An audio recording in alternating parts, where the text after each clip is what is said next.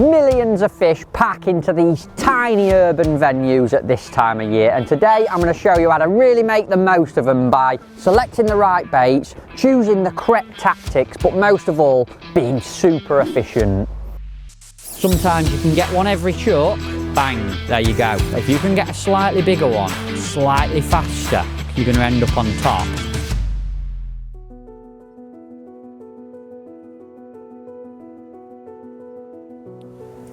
Well, as far as fishing spots go, you don't get much more urban than this. We've got an inlet to our right hand side, some big lock gates, a bridge to the left, and we're right on the edge of Whittlesey, which is a little town, and I'm hoping all the fish have packed into this little area.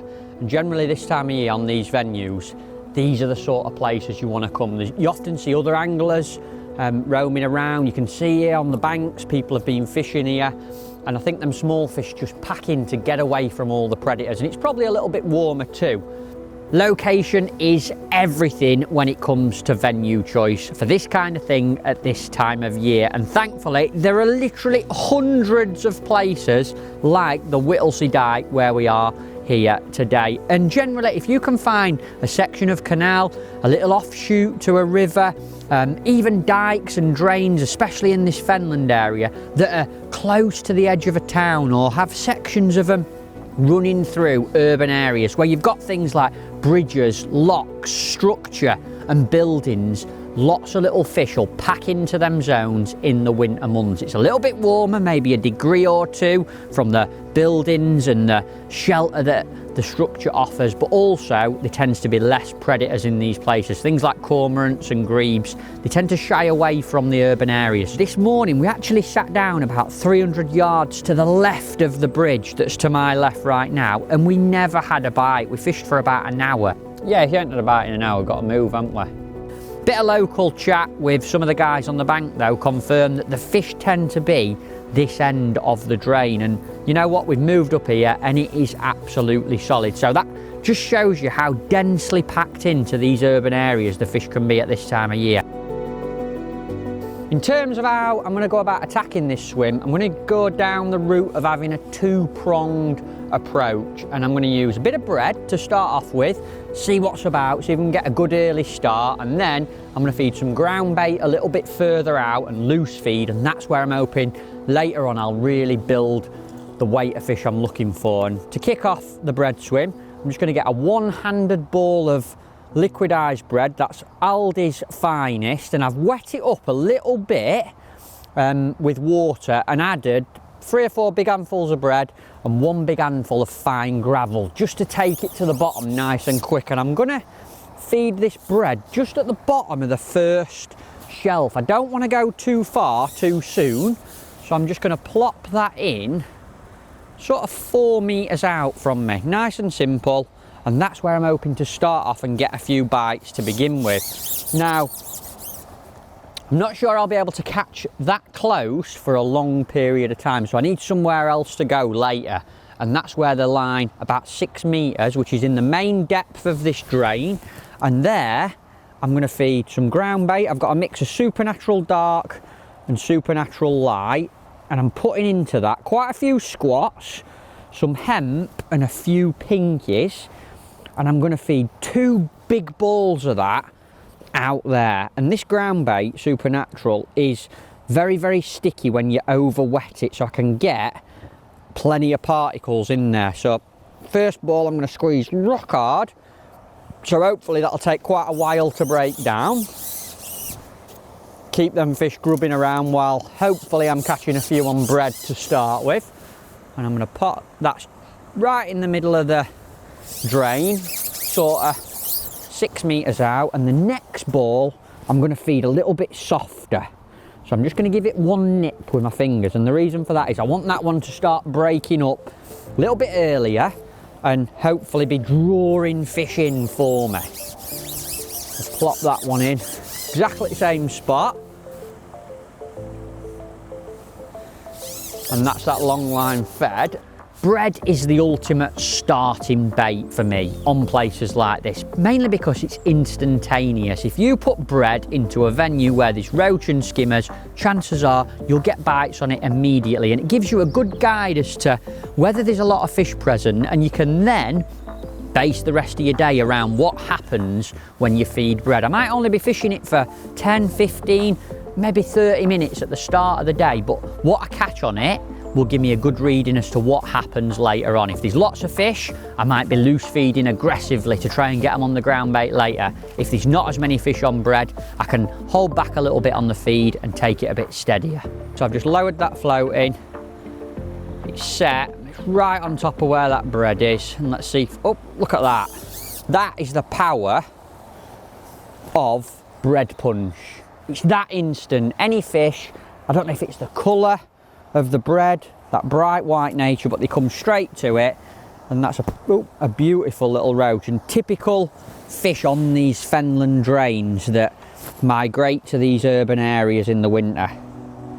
Bread rigs for me are always pretty positive, mainly because I'm expecting to drop in and get a quick response from the fish. So I don't want to be waiting ages for the rig to settle, and if there's fish there on bread, generally you can bomb it down and catch them quick. So I have a 0.6 gram rig for in about 3.5 feet of water, which is quite heavy and positive today, I'm sure you'll agree. And I've got all my shots in the bottom 12 inches of that rig, a little bulk of number 9s, and then 4 or 5 number 10 droppers below it. So quite big shot in a tight area, 6-inch hook length, and the beauty of that is I can drop it in, the bread gets tucked down to the bottom very, very quickly, and that last little bit with the droppers kicks in. Hopefully a fish will see it, but because I've got plenty of weight in the bottom end of the rig, when one sucks it in, I see a bite immediately, and that is the key. Got that, another one straight away. There must be so many fish in this little area for them to come straight to it like that.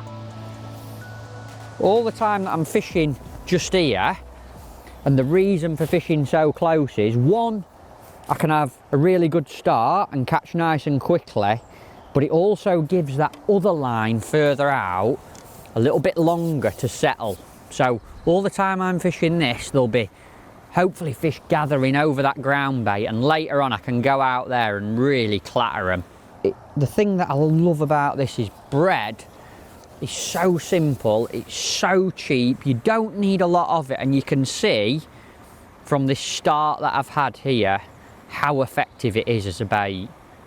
I literally get a loaf of Aldi's cheapest bread, it's about 49p, I leave the crusts on and everything, whack it in a liquidizer,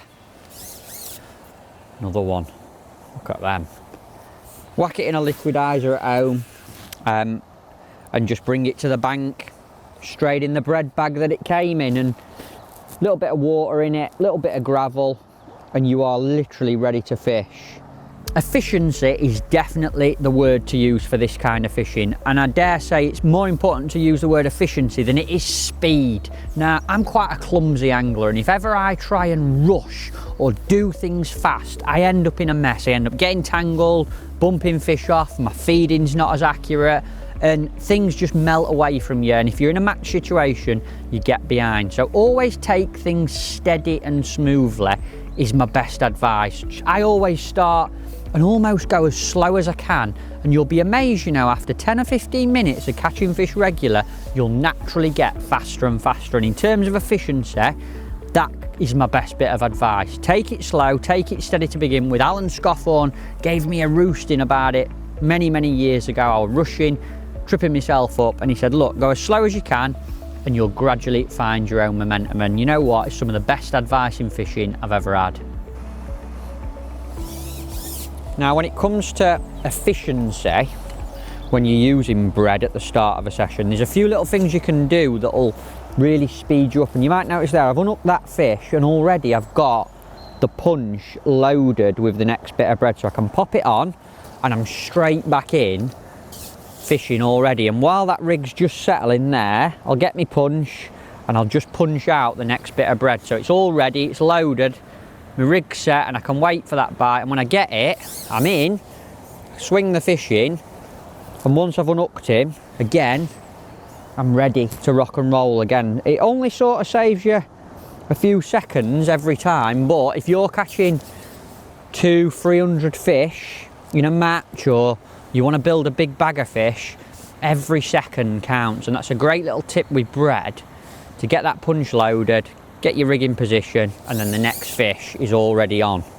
Now, I think one area of this kind of fishing where people go wrong when they're trying to catch numbers of fish like this is they just try and go too fast. And for me, the key is to be nice and smooth, and a big part of catching fish close in is having the right rig on and the right length of line between the float and pole tip. I'm almost fishing to hand here, even though my rig's only a top kit long. And as you can see, when I actually hook a fish and go to swing it in, I don't have to remove any sections from the actual pole. So when I get a bite, which hopefully will be soon, there we go, I actually just move the pole back a foot or so and I can swing that fish straight into my hand.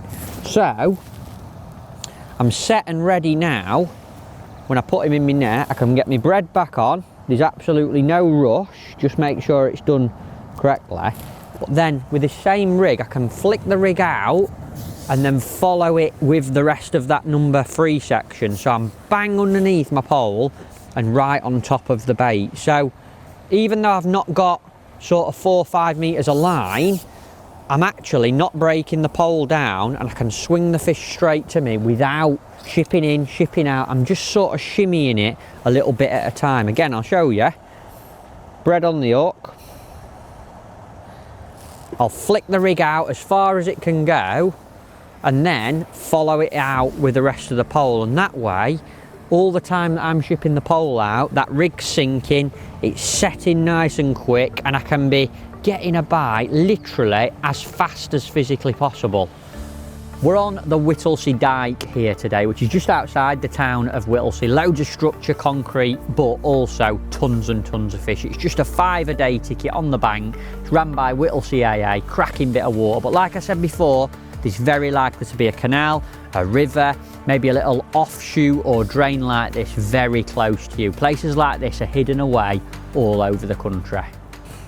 Another thing that I do like to do when I'm fishing with bread for a lot of fish is actually make sure I've got some decent quality hook bread. And what I mean by that is not only choosing the right brand. I like the white, I think it's a white Warburton's, white and blue packet.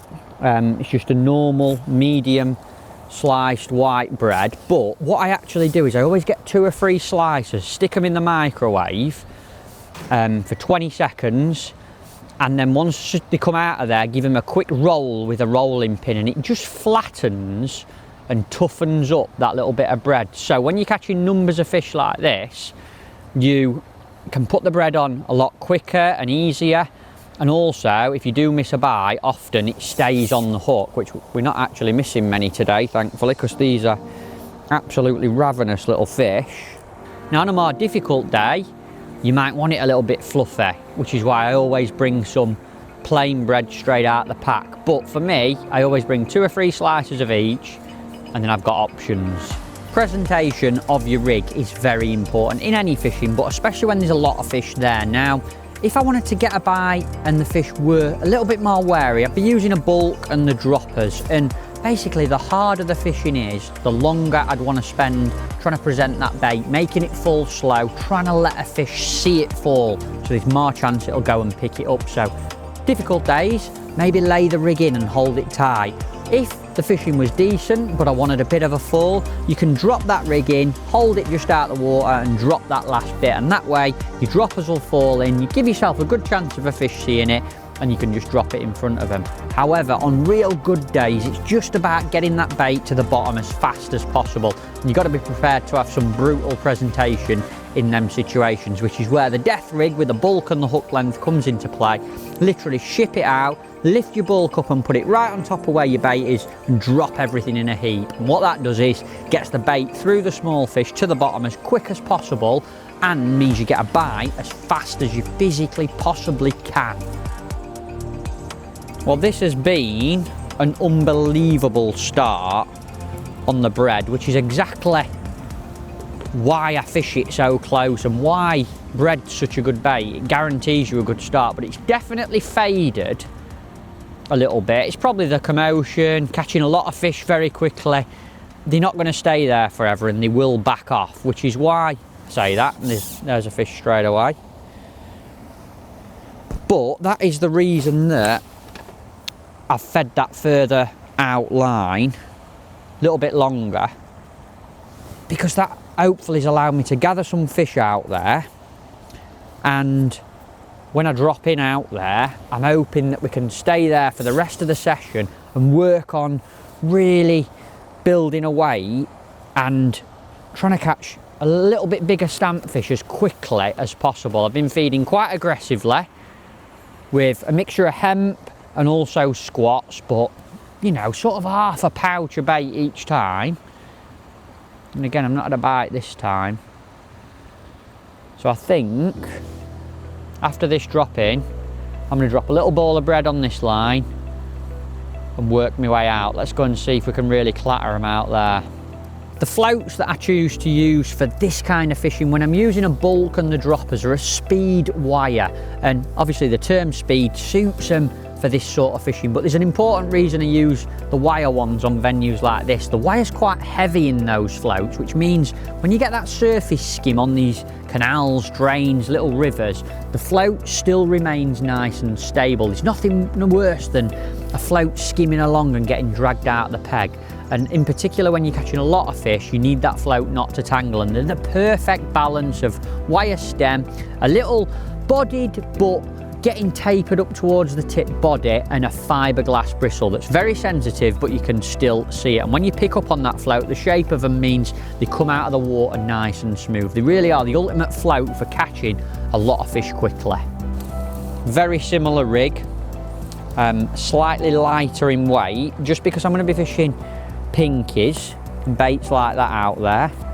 So I've got a 0.4 of a gram speed wire, but I've still got that positive shot in, a little bulk, and then 1, 2, 3, 4, 5, 6 number 11s in the bottom sort of 30 centimetres of the rig, and I've still got that pretty long line between float and pole tip, so I'll be able to swing the fish in on a top 4. I only really want to be taking a couple of sections off.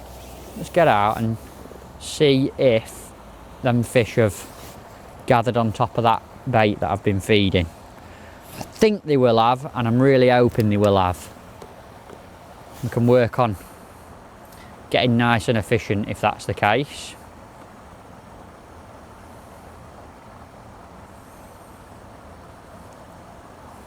Look at that, straight away, and already feels like a nice chunky fish. They're the ones, look at them, lovely stamp. Probably 2.5 ounce. And the nice thing about fishing with baits like pinkies is they stay on the hook, so I can leave that pinky on, plop him in my net and get back out there for another. And if I can catch at this sort of rate for the rest of the day, we're in business. Love this kind of fishing when you can be aggressive with feed. Look at that, straight away. That's the power of leaving that swim alone.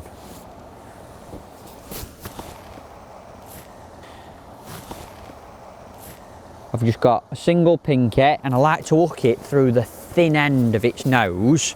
And the reason for that is I've only got a size 20 super fine pole hook on here, and I want as much of that hook point showing as possible. By hooking it through the thin bit, I leave loads of hook point showing, and you tend not to miss as many bites. Don't know if you've noticed, I'm feeding one time with some hemp, which is quite a heavy bait, gets down to the bottom nice and quick, and then the next time I'll feed with some squats. But look at these, real stamp fish now. Beautiful.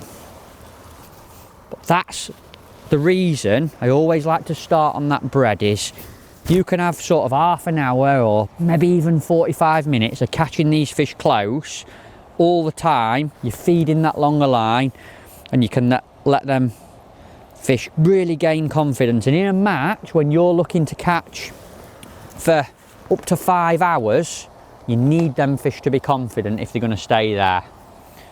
So I'm pretty sure I could have gone out there and caught from the start, but would the fish have been as confident, and would them slightly better stamp ones have gathered? I don't really know. But that's 3 in 3 drops, literally as quick as I can get in. I don't think there's a magic mix when it comes to ground bait for this kind of fishing. It's easy to try and tell you to use a certain one, but I think something that's dark in colour and relatively food rich. So I use Supernatural dark and light mixed 50-50, mainly because I know how it works and I know that fish like roach and skimmers come over it. It's very sweet, it's got a lot of hemp, a lot of crushed corn, maize, and also salts and sugars in it, which again, I know that silverfish like and I'm very, very confident in. And what I would say about your ground bait is you can do a lot with it depending on how it's mixed. If you're looking to attract fish, a softer, drier mix is good. Lots of activity coming off it. If you're looking to hold fish and pin them down, make it a little bit wetter, you can fill it full of particles, squats, pinkies, hemp seed, and pin them fish to the bottom. Look at that, they are lined up.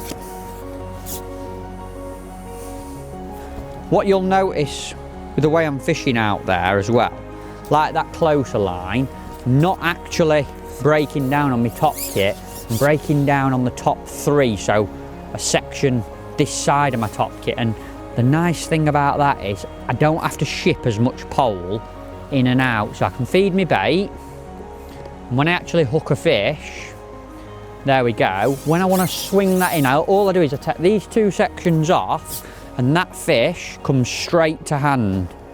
And the beauty of that is I'm not shipping this section every time. Again, it's a bit of a motion exercise, but over a long period of time you'll save maybe 8, 10, 12 fish, and in a match, not shipping that extra section might get you an extra pound of fish over 5 hours.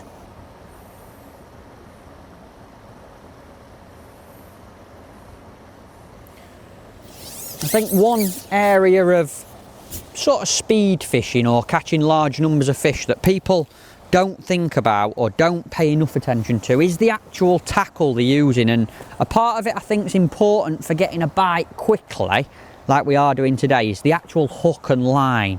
And of course I could probably fish a 14 hook here today and 3 pound hook length, and I would catch fish because there's so many, but by fishing light, I've got a size 20 superfine pole on there, 08 pure fluorocarbon. What that means is the fish can't see it, they can't detect it as easy. So when I drop my rig in, I can feed some bait, and as that rig's settling, that hemp will get fed into the water, and now my last drop has just settled and I should be getting a bite pretty quickly. And I'm sure that by fishing lighter, there you go, dropped it straight back in and we've got one. There's not a lot of disturbance there to put them off, so I'm not going to catch any fish that's going to break me today. I'm not going to be hooking any massive bonus fish, so there's no need for me to be fishing big heavy line. And to get that bite as quickly as possible, I'm convinced that that fine hook and light line really does make a difference with this kind of fishing.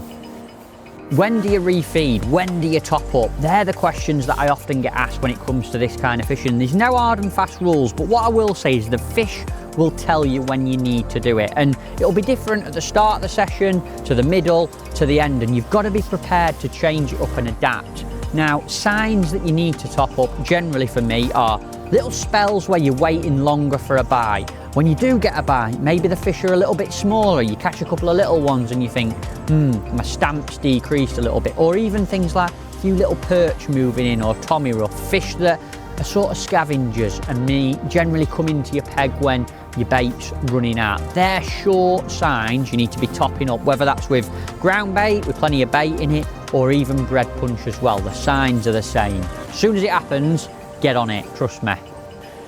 It's a little bit of a practice session for me this, because we've got the Winter League final coming up on these drains, so I'm keen to have a little play around myself. What I'm going to do is I'm going to get my pole cup to try and pinpoint them fish on the bottom. Let's just see if we can catch a few better ones. I'm going to get some squats and some hemp, and I'm going to mix it into that Supernatural, and I'm going to make sort of a food rich ball full of bait, like so. I mean, look at that.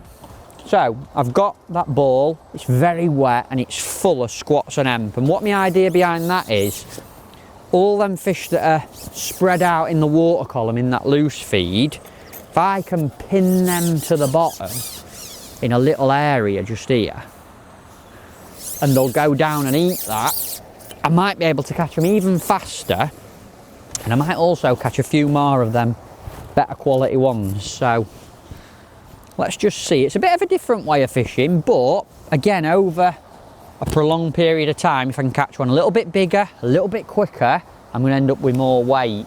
The rig I'm going to use to do this is a little bit different. It's a bulk down rig. Now that literally is a bulker shot above a 6-inch hook length. I've got a little taper of them. First one's a number 10, then a number 9, and then a few number 8s above it. And that way, by having the little shot up to the big ones, you don't get tangled. And the float is a pencil style float, and the beauty of them is they don't tangle and they sit up nice and fast. So when I'm trying to get a bite quickly, that slim pencil will just cock and it doesn't offer any resistance to the fish. I'm still going to put a pinky on the hook, and I've still got that size 20 and 08 line on. Let's see if we can catch even quicker or a bigger stamp by using this style of rig. And I'm literally lowering it in, dropping it in fact, right on top of where I've potted that ball of ground bait. And let's see if we get a better one. Ooh, missed a bite straight away. It might not be as good. Sometimes loose feeding bait and fishing a little bit nicer rig can be better. But when there's this many fish here, I've just got to try this approach.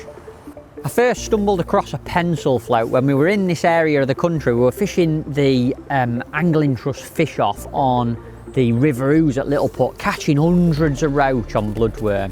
Big quality fish, and we were actually using 2 and 3 gram pencil floats at the time. And it was that particular weekend with the Barnsley boys that I realised just how effective that bulk down rig with that pencil float is for catching numbers of fish. You wouldn't think it makes that much difference, but trust me, having all your weight very close to the hook to get it down through them small fish to the quality ones that are on the bait, combine that with a right float, the pencil, it never ever tangles, it cocks immediately, and also when it gets pulled under by a fish or you're striking it out of the water, because it's so slim, it offers no resistance. And that combo of the bulk down rig with that deadly slim pencil float, it's the ultimate small fish bagging system. Nah. Is it a better fish? I think it is. Look at that, they're the ones. Just shows you by feeding a little bit different and by fishing that bit more positive rig, I've caught maybe 1.5 ounces bigger fish straight away. And that is the interesting thing about this fishing. Sometimes you can get one every chuck, but if you can get a slightly bigger one, slightly faster every chuck, you're going to end up on top. And by changing the feeding and the presentation, look at that. You're not telling me that that's not quicker. Another chunky fish. And I've got my pinky back.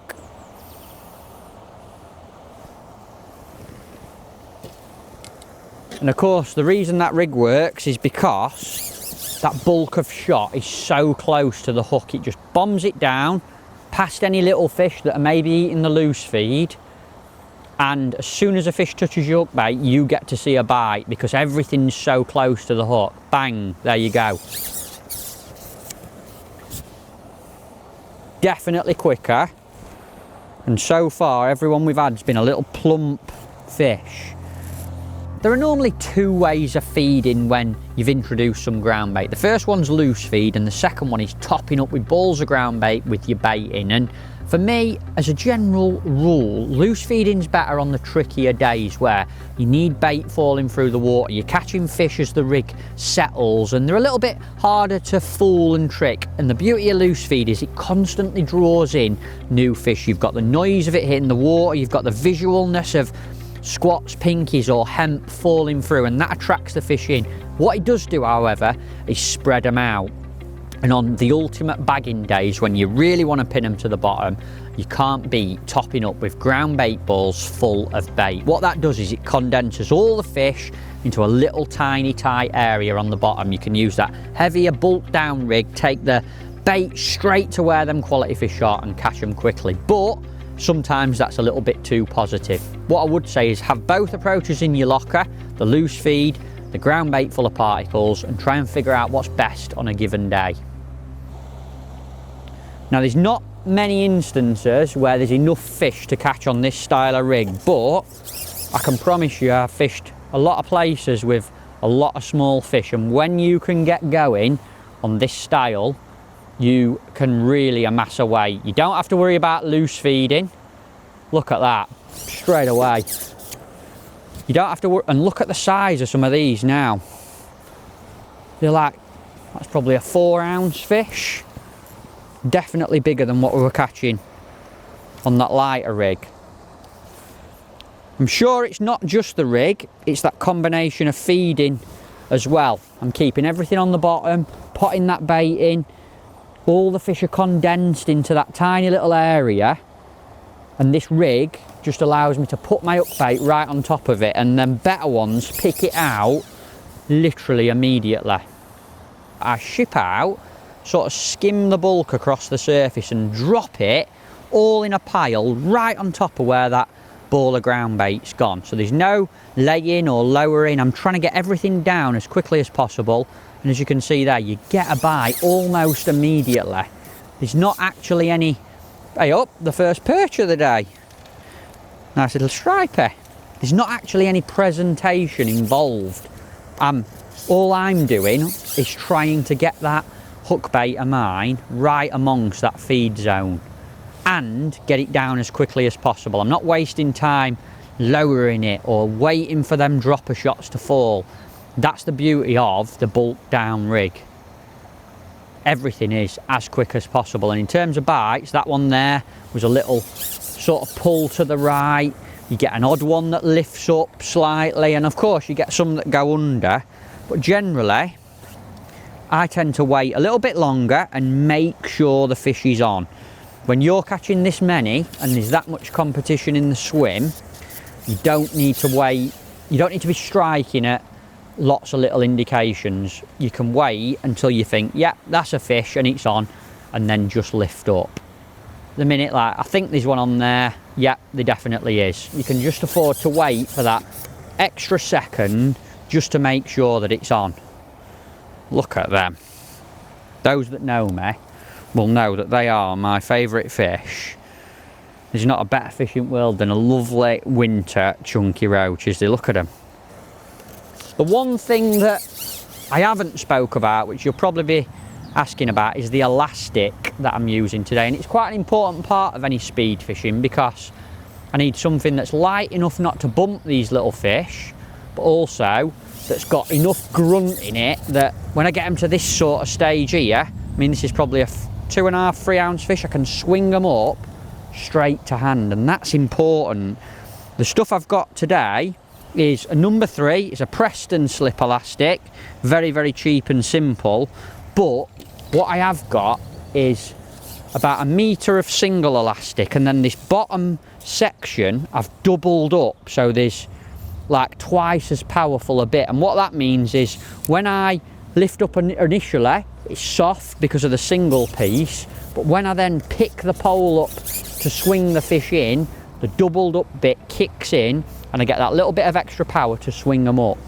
And by having it set up in that way, sort of 1 metre of the single, 75 centimetres or so of the doubled up, I get a nice balance of softness so they don't splash on the surface, but then when I want to swing them, they come straight to my hand, and that is the ultimate elastic setup. I'd rather fish with a light one with the second part of it doubled up, and that way you get the best of both worlds.